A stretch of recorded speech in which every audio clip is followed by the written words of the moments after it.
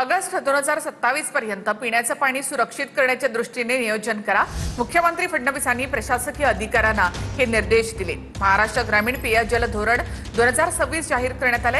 राज्यातील ग्रामीण भागातील पिण्याच्या पाण्याच्या टंचाईवर प्रभावी आणि कायमस्वरूपी उपाययोजनांवर भर देण्यात येणार आहे।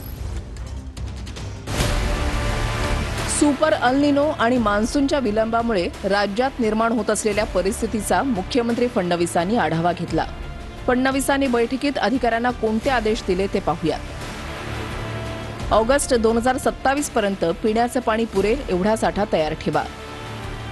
यंदा पाऊस कमी प्रमाणात असल्यानं पुढील वर्षी पिण्याच्या पाण्याचा प्रश्न उद्भवू शकतो। त्यामुळे पुढील वर्षाच्या ऑगस्ट पर्यंत पाणी पुरेल एवढा साठा जतन करा। मंत्रिमंडळ बैठकीमध्ये महाराष्ट्र ग्रामीण पेयजल धोरण 2026 जाहीर करण्यात आलंय। या धोरणानुसार राज्यातील ग्रामीण भागातील पिण्याच्या पाण्याच्या टंचाईवर प्रभावी आणि कायमस्वरूपी उपाययोजनांवर भर देण्यात येणार। ग्रामीण पेयजल योजनांचा शाश्वत विकास करण्यात येणार।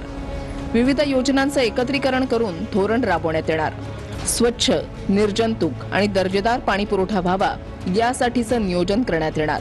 योजना चांगल्या रीतीने राबवण्यासाठी दीर्घकालीन नियोजन करण्यात येणार।